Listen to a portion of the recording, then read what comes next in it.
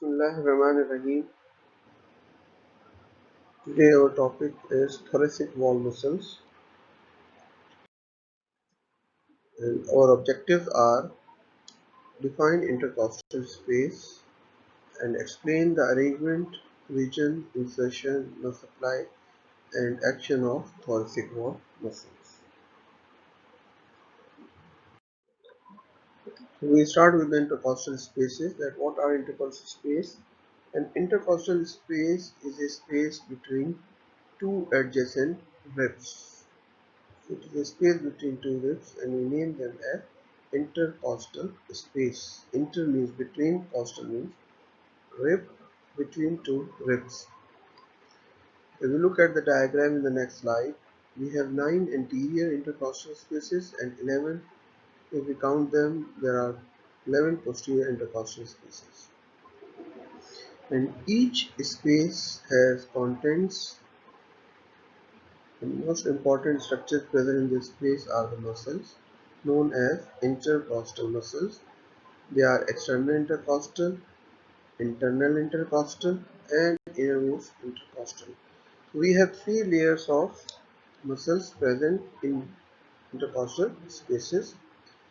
Along with the intercostal muscles, we have intercostal nerve running there, intercostal vessels, which are intercostal arteries anterior and posterior, and intercostal veins anterior and posterior. So these all are the contents of an intercostal space.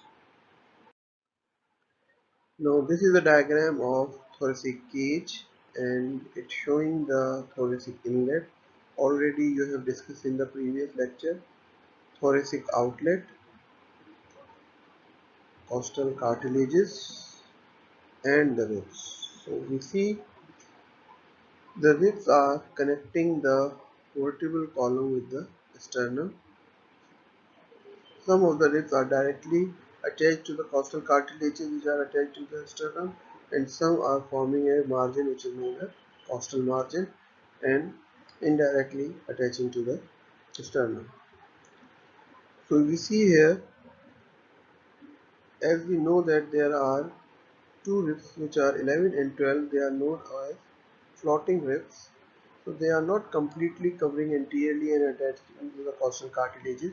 They are smaller ones and they are just tapering back. So because of that we have total 9 spaces anteriorly. If we count them, 1, 2, 3, 4, 5, 6, 7, 8, 9, and these spaces are starting anteriorly and turning laterally and then going towards the back. So they are forming a complete semicircle, forming a space known as intercostal space. So we have 9 on the anterior aspects and only very 2 small between 11 and 12 and 10 are the smaller one on the back. So there are 9 pairs of intercostal spaces.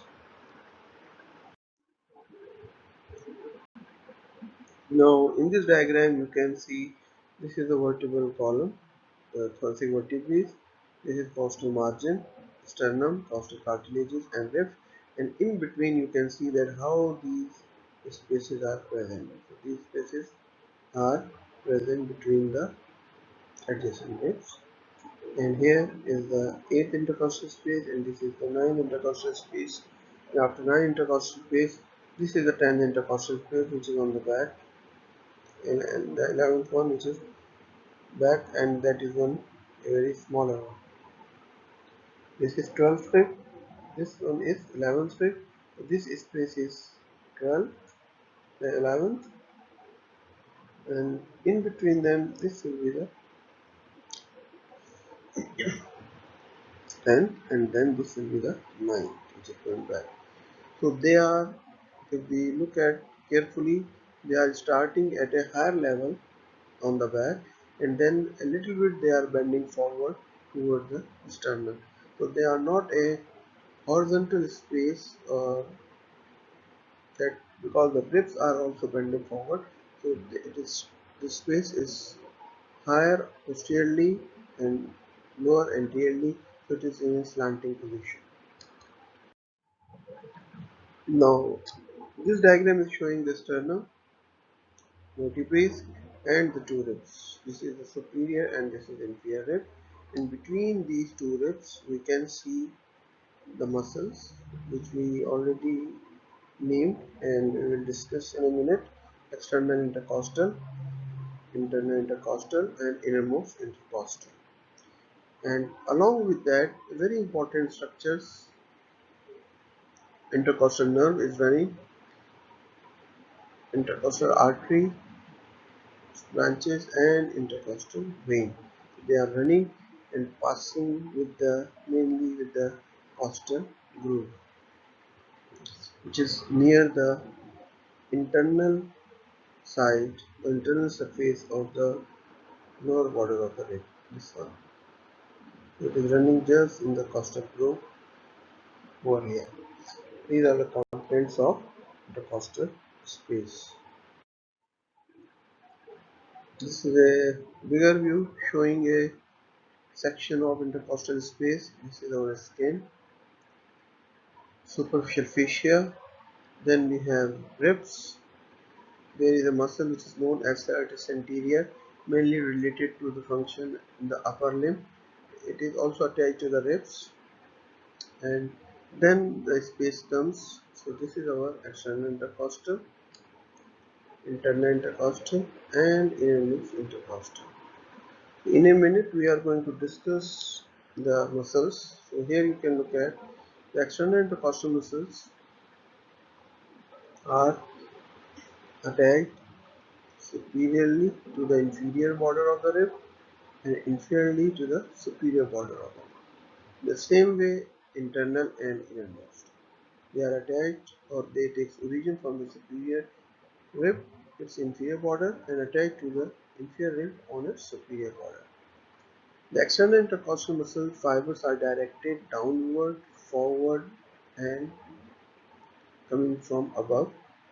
So they are downward and forward means they are coming downward and toward the front, while internal intercostal fibers are going downward and backward. So they are going, the direction is downward and toward the posterior part, and almost they are right angle to each other.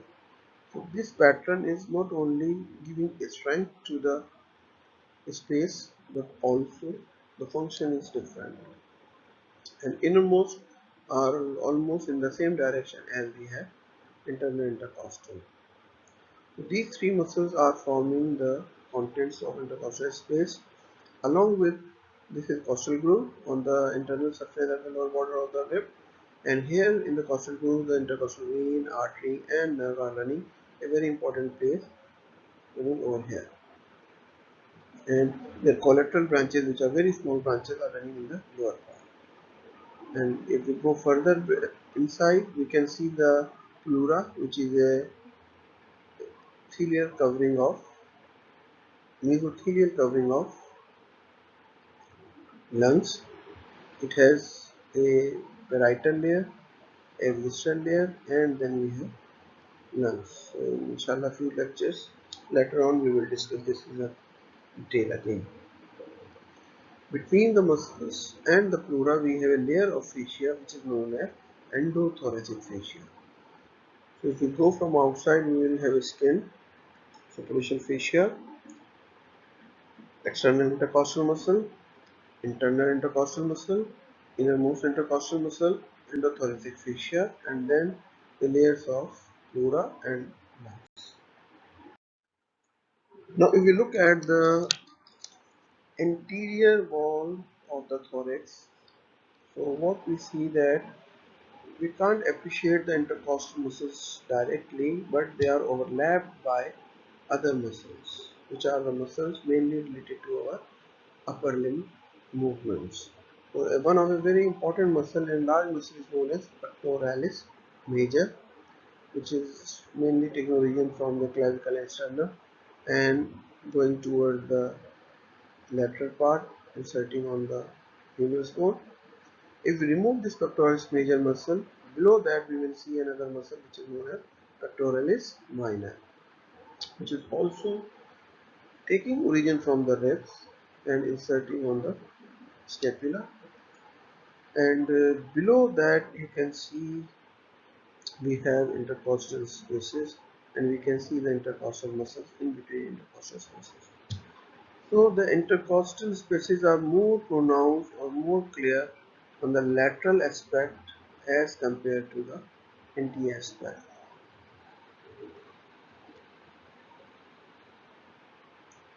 In this diagram, we also appreciate the muscles, which are the muscles of the abdominal wall, anterior abdominal wall, external oblique muscle, and we can see the rectus abdominis muscle.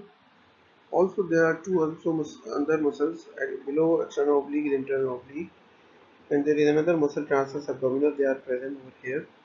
So they are just in the lower part of the thoracic wall, basically known as anterior abdominal wall muscles. What are their role that we are going to discuss in the movements of thoracic wall. Now, this is a tabulated form of muscles which are present in the thoracic wall. So we have external intercostal, internal intercostal, and innermost intercostal with parts of subcostal and transverse thoracic. So these are the muscles which are present truly in between the ribs, and we name them intercostal muscles. Along with these muscles, we have other muscles which are helping in respiration. They are serratus posterior superior, serratus posterior inferior, and levator posterum. So we look at the superior attachment or origin of the muscle. Serratus posterior superior is basically coming from the spines of 7 cervical to 3rd thoracic vertebrae, and they are getting their insertion on the superior border of the 2nd to 4th rib, supplied by intercostal nerves, and their function is that they are elevating the ribs as they are attached to the upper 4 ribs. So when they contract, they little bit elevate the upper ribs. But along with that, they also have a proprioception function. Proprioception means sense of position, or they can tell about the full stimulus at this area. The second muscle is serratus posterior inferior. It is coming from the spinous process of 11, 12 thoracic and number 1 and 2 vertebrae, and they are inserting on the inferior borders of 8 to 12 ribs. So they are supplied by the anterior rami of 9 to 12 thoracic spinal nerves, and their function is that they are present in the lower part and they depresses the ribs. So in the diagram we will explain again their function. Levator costarum. The levator means elevation or elevator. Costarum ribs. The levator costarum muscles transfer arising from transfer process of T7 to T11, and they are attached to the subjacent ribs between tubercle and angle, small muscles supplied by posterior primary rami of 8 cervical to till 11 thoracic nerve, and they elevate ribs. So these are the sort of three supporting muscles for the intercostal muscles. The first intercostal muscle is external intercostal muscle arising from the inferior border of the rib, inserting on the superior border of the lower rib, as we have discussed, supplied by intercostal nerve, and their main function is that they elevate rib during forced inspiration. Now, what is forced inspiration? That we will talk in a minute. So, it is an inspiratory muscle. Internal intercostal again origin from the inferior border of the rib just behind the external intercostal and attached to the superior border of the rib below, supplied by intercostal nerve, and its function is active during respiration. Its interosseous part means that part which is between the bones or between the ribs depresses the ribs, so help in expiration. And the third muscle, which is innermost intercostal, which is just behind the internal intercostal, arising from the same inferior border of the rib, inserting on the superior border of the lower rib with the same nerve supply, intercostal nerve.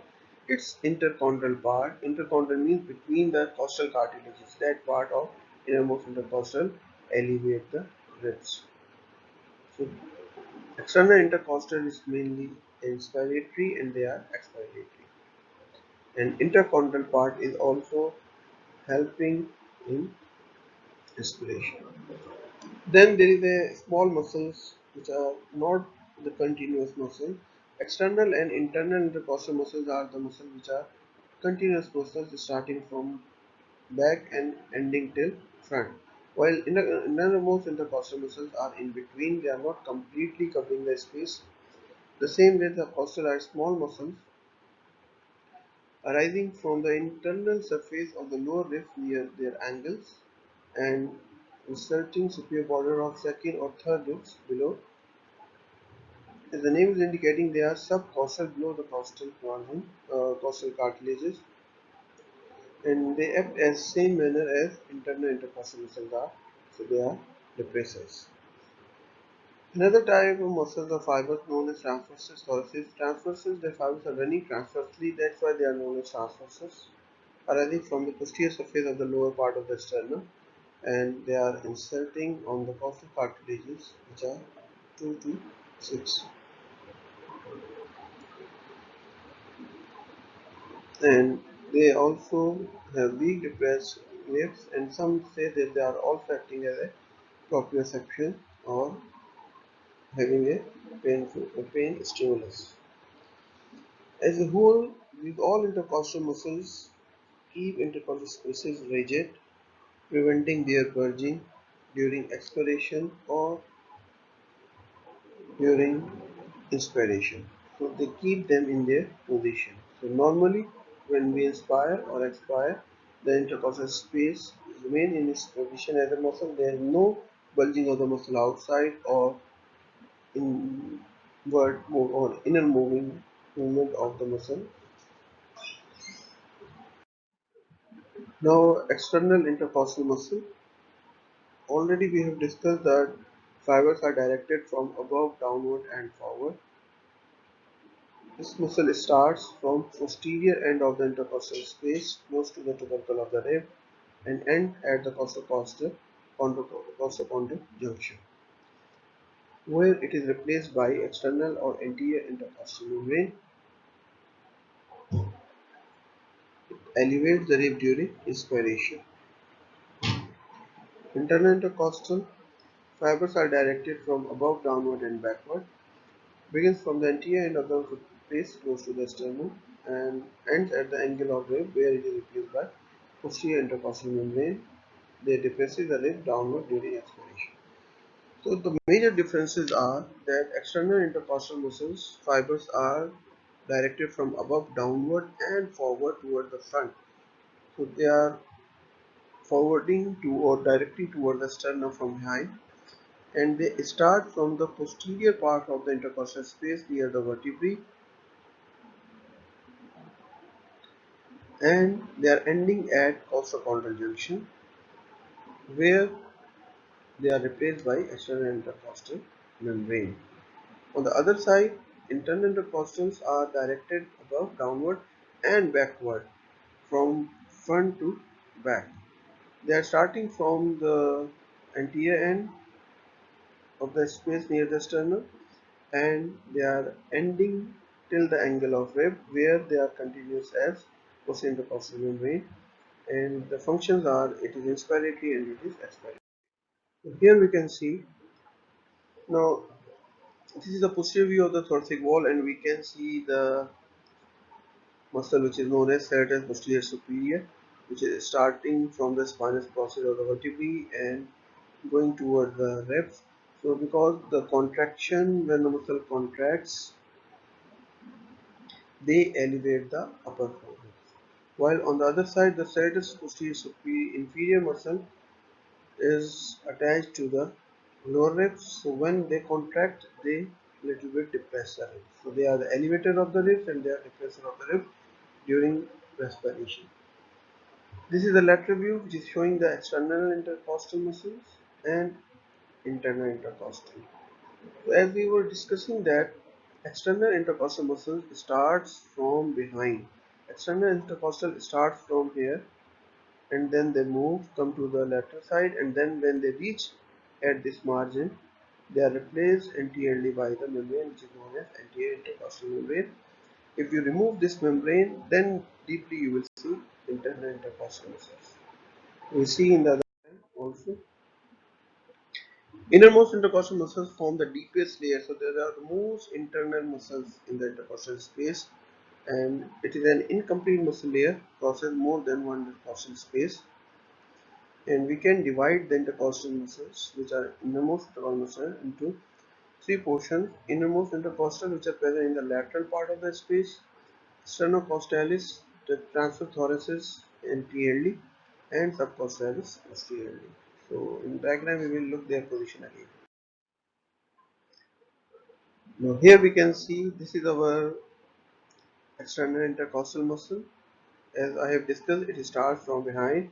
Its fibers are going downward and forward toward the sternum. Their direction is downward and forward, from behind forward. And when they reach at the costochondral junction, these muscular fibers are replaced by a membrane which is known as anterior or external intercostal membrane. So when we remove this external intercostal membrane, then deeply we will see the second muscle, which is internal intercostal, arising from here and running back and reaching to tubercle angle and then replaced by a membrane. So this diagram is showing another bigger section. Already we have discussed that the fiber direction of external intercostal is downward, forward. Direction of internal intercostal is downward and backward, almost opposite to one another, and innermost are in the same direction. Here we can see the subcostalis arising from upper rib and inserting on the lower rib, and they are small bands of muscles which are present near the posterior part of the intercostal space. Transverse thoracic muscles, they are again transverse bands of muscle fibers which are attaching to the lower part of the sternum anteriorly, and then these slips are attached to different slips, 2 to 6 slips laterally. They are again the part of innermost intercostal along with subcostal muscle, transverse thoracic muscles. Now here in thoracic cage, if we take a section in the middle and directing backward, we can see here this is the sternum and this is the vertebrae. So this is the anterior part, lateral part and posterior part. And if we can see here, this yellow color is actually the anterior or external intercostal membrane, which is extending till costochondral junction, and then it continues as external intercostal muscle till the back. Just internal to it, on its inner side, posterior intercostal membrane is covering this muscle till the angle of the rib, and then this membrane continues as internal intercostal muscle, which reaches till the sternum. So internal intercostal we can only see when we remove this membrane. And the most internal muscle, as we have discussed, which is not a complete muscle, is the innermost intercostal, having three portions: subcostalis, innermost intercostal, and transverse thoracic. So if we enlarge this portion, and what we will see that this is the vertebrae, this is the rib, and this is intercostal space. The muscles are rising. This is internal intercostal membrane. Then we have innermost intercostal muscles, external intercostal, internal intercostal, innermost intercostal. So another thing which we can see that this neurovascular bundle is running between internal intercostal muscles and innermost intercostal muscles. If you look at the functions of these muscles, A is external intercostal muscle, B is internal intercostal muscles along with the fibers of innermost intercostal muscles, and C is the interchondral part of innermost intercostal. So this portion is or part of the muscle is known as interchondral part of internal intercostal innermost intercostal muscle. So external intercostal along with internal interchondral part, they elevate the ribs. Internal intercostal, that is B, is mainly depressing the ribs. So they are helping in inspiration and they are helping in expiration. In direction we can see downward and forward, in internal, downward and backward.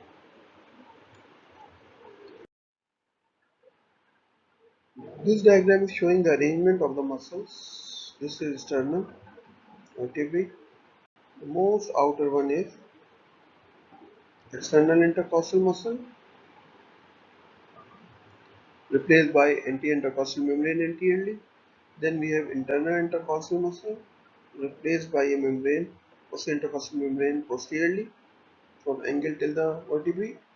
And in the most inner part is the innermost intercostal, which is lying mainly the lateral part or covering the lateral part of the space, subcostalis near the vertebrae and sternocostalis near the sternum. So that's how it is not a continuous muscle, but it is in pieces.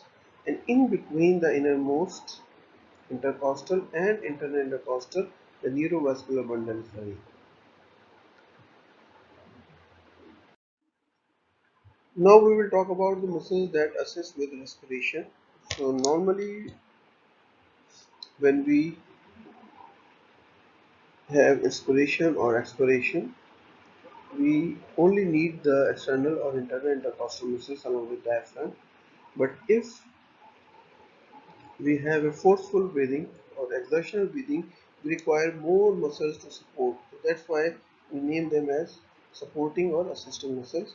Scalene muscles are three muscles: scalene anterior, middle, and posterior. These muscles are present in the neck and they are inserted on the ribs. When they contract, they help in increasing thoracic cavity dimension by elevating the first and second ribs during forced inhalation or inspiration. So they elevate the ribs. The ribs elevate upon contraction of external intercostal, thereby increasing the transverse dimension of the thoracic cavity during inspiration. So as external intercostal muscles contracts, they increase the transverse diameter of the thoracic cavity. When the contraction of internal intercostal muscle takes place, they depresses the ribs. So this is taking place only when we need a exertional exhalation or aspiration. In normal expiration, we don't require any active muscular effort. We will discuss this again in the next lesson. The other muscles will help in respiration and they are known as accessory muscles of respiration. They are pectoralis minor, serratus anterior and sternocleidomastoid, also help in forceful inspiration, while abdominal muscles, external and internal oblique muscles, transverse abdominis and rectus abdominis, they assist in active expiration. In this diagram we can see on this side we can see the inspiration and on this side we can see the expiration. So in inspiration, we can divide it into two parts: principal or normal breathing and exertional or forceful breathing, which is we need a support of other muscle to take the air in when we are in exertion. So principally, the muscles which are elevating the ribs are external intercostal muscles, along with the interchondral part of internal intercostal, and along with that, the major muscle of inspiration is diaphragm. We will discuss in next lecture about the diaphragm in its action. So it has a dome-shaped structure. So when these diaphragm contracts, the dome descends, and due to that, the longitudinal diameter of the thoracic cavity increases, and it also helps in elevating the lower ribs. So as a whole, diaphragm, main muscles, along with external intercostal and intercondylar part of internal intercostal, they are the main muscles of inspiration. And when we need more powerful inspiration, sternocleidomastoid, which is a muscle in the neck, and scalene muscles, middle, anterior and posterior. These muscles are also help in aspiration, inspiration, which is forceful inspiration. While when we talk about the muscles of expiration, again we have a active breathing and we have a quiet breathing. Quiet breathing means when we are in a relaxed phase, we don't need any muscle to contract. Only the elastic recoiling of the lung tissue can do this function. So, in quiet breathing, expiration results from passive recoiling of the lung, while in active breathing, internal intercostal muscles, except the intercondylar part, contracts, and due to that contraction, the expiration takes place, which is known as exertional or forceful expiration. Along with that, the abdominal muscles, rectus abdominis, external oblique, internal oblique, and transverse abdominis. This is rectus abdominis, external oblique, internal oblique, and transverse abdominis. These are the muscles of anterior abdominal wall. So when we are in exertional state or we require a forceful expiration, these muscles also contracts, and as they contract downward, they depresses the ribs, and the result expiration takes place. This diagram is basically telling us how we introduce a needle in the intercostal space to the pleural cavity to drain some fluid or air or abscess. So inshallah, in next few classes you will discuss the pleural cavity along with the lung tissue. So here we can see when we penetrate a needle, it crosses skin, superficial fascia, the anterior muscle, and then the intercostal muscles, external, internal, and innermost intercostal muscles, and then endothoracic fascia, and then it enters into the pleural space. The most important thing we have to be careful is that when we are inserting a needle in the thoracic cavity, we have to go first of all on the lateral side of the thoracic cage, because we can directly in the near the intercostal space. And the second thing, if you can see, this is the upper rib, this is the lower rib, and here in the costal groove we have intercostal nerve, artery, and vein lying in the intercostal groove, and this is intercostal space. This is the upper part of the intercostal space, and this is the lower part of the space, in the intercostal space. So to avoid injury to the neurovascular bundle which is present in the upper part of the space, we have to pass that needle just in the lower part of intercostal space to avoid injury. So always remember, when we are inserting a needle, we have to palpate the lower rib, and we will just go above the superior border of the lower rib inside the intercostal space to drain fluid from pleural cavity or chest cavity. Uh, these are 2 to 3 slides which are basically related to your tutorial topic, that is scoliosis. So when we see a normal structure of the vertebral column, normal natural position, we see in a lateral view the vertebral column is not a straight structure, but it is bending forward and bending backward. So this bending is known as, or convexity or concavity is known as curvatures. So in the cervical region, thoracic region, lumbar region, and sacral region, we have these convexity and concavity, and we name them as curvatures. So when the vertebral column is bending backward, or convexity is backward, we name it as primary curvature. We have two primary curvatures in normal natural position: thoracic curvature and sacral curvature. And why they are there? Because to accommodate the viscera over there. present in this region.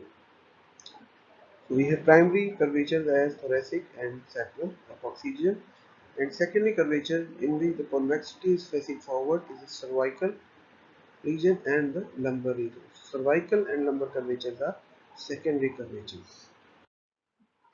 Now this diagram is showing a abnormality which is known as scoliosis, and especially this is thoracic scoliosis, in which the vertebral column should be straight in one line in a normal individual in normal anatomical position, but because of some causes the lateral bending takes place. The lateral bending of vertebral column is known as scoliosis, and this is your tutorial topic, and you will talk about detail in the tutorial about the scoliosis, which is the lateral bending of the vertebral column. Why it occurs? It may be occurs due to congenital anomalies, or maybe due to some abnormalities or abnormal contraction of the muscle that you will going to discuss in the tutorial. This diagram is showing other abnormalities of the or abnormal bending of the vertebral column. So this is scoliosis. Already we have discussed that in normal anatomical position, if the vertebral column bend laterally, this is known as scoliosis. If the vertebral column is bending backward, especially in the thoracic region, this is known as kyphosis. So we have seen many people who have hump on the back because of that over bending of thoracic part of the vertebral column. This is the normal space or place of the vertebral column, and as it extends backward, this condition is known as kyphosis. In the same way, the normal location of the vertebral column in the lumbar region is this, but excessive bending forward in the lumbar region, that condition is known as lordosis, in which the abdominal part is more protruded due to the bending of vertebral column. So this is all about the chest wall muscles, and if you have any question related to it, you can ask on my email address. Thank you very much.